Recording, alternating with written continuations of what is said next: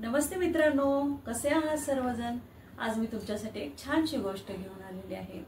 गोष्टीचं नाव आहे वाचा।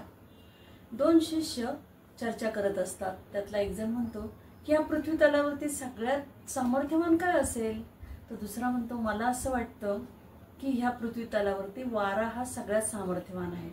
वारा व्हायला लागला की आपल्याबरोबर सगळं सोबत वाहून नेतो, नुकसान करतो। दुसरा म्हणतो अरे मग असं असेल ना, तर माझ्या मते पाणी हे सुद्धा सामर्थ्यवान आहे।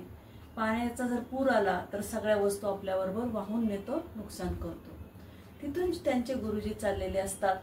ते गुरुजी जवळ जातात आणि गुरुजी म्हणतात गुरुजी या पृथ्वी तलावरती सगळ्यात सामर्थ्यवान कोण आहे। गुरुजी म्हणतात काय मूर्खासारखे प्रश्न विचारताय, ही अभ्यासाची वेळ आहे, तुम्ही अभ्यास करत जा, आपला वेळ वाया घालत जाऊ नका, जा आपापल्या कामाला।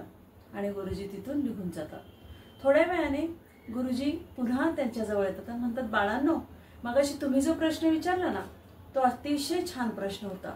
असे प्रश्न विचारायला हवेत, अशा गोष्टींवर विचार व्हायला हवा।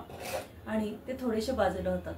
मग ते विचार करतात अरे मगाशी तर आपल्याला रागवले, मगाशी आपल्याला किती त्यांनी हिडीस पिडीस केलं आणि आता तर एवढं छान बोलले।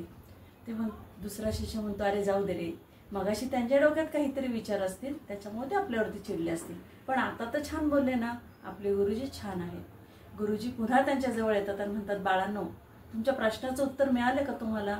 मगाशी तुम्ही जो प्रश्न विचारला होता सगळ्यात सामर्थ्यवान कोण, तर माझ्या मते ह्या पृथ्वी तलावरती सगळ्यात सामर्थ्यवान माणसाचं बोलणं आहे, माणसाची वाणी आहे।